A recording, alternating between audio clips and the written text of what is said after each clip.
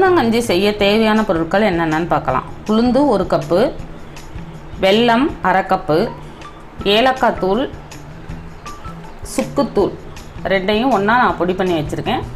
வாங்க உளுந்தங்கஞ்சி எப்படி செய்யலாங்கிறத பார்க்கலாம். எடுத்து வச்சுருக்க உளுந்தை இப்போ கிரைண்டரில் ஆட்டிக்கலாம்.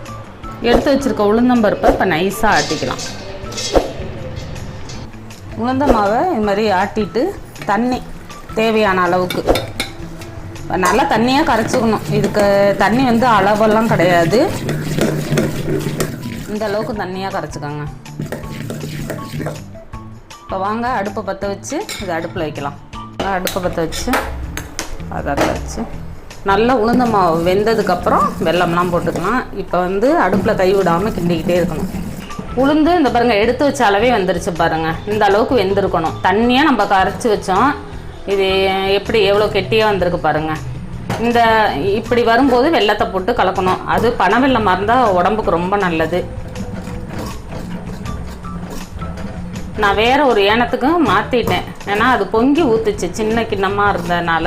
அதனால் பெரிய குண்டானில் வச்சு நான் செய்கிறேன். வெல்லத்தை போட்டுக்கலாம். உங்களுக்கு இனிப்பு அதிகமாக வேணும்னா அதிகமாக சேர்த்துக்கோங்க. அது வந்து உங்களோட சாய்ஸ் தான்.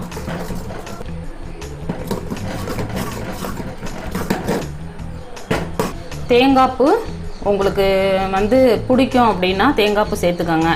இல்லைனாலும் தேங்காய்ப்பூ போடலைனாலும் நல்லாயிருக்கும். நான் கொஞ்சமாக சேர்த்துக்கிறேன். போட்டு கலக்கிட்டு கடைசியாக கொஞ்சமாக உப்பு, இந்த பாருங்க இந்த அளவுக்கு உப்பு சேர்த்தா அந்த வெல்லம் இனிப்பு வந்து தூக்கலாக கொடுக்கும்.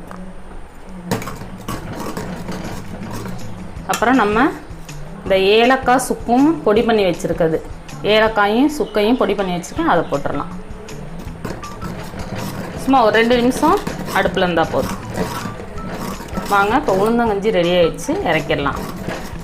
உளுந்தங்கஞ்சி ரெடி ஆகிடுச்சுங்க. இதை நீங்களும் உங்கள் வீட்டில் செஞ்சு பாருங்கள். இது நெஞ்சு சளிக்கு ரொம்ப நல்லது. சின்ன குழந்தைங்களாக இருக்கட்டும், பெரியவங்களாக இருக்கட்டும், இது மாதிரி இட்லிக்கு மாவாட்டும் போது கொஞ்சம் எடுத்து போட்டு செஞ்சு கொடுத்தீங்கன்னாவே போதும். ரொம்ப ஈஸியாக செஞ்சிடலாம். வீடியோ பார்த்த அனைவருக்கும் நன்றி.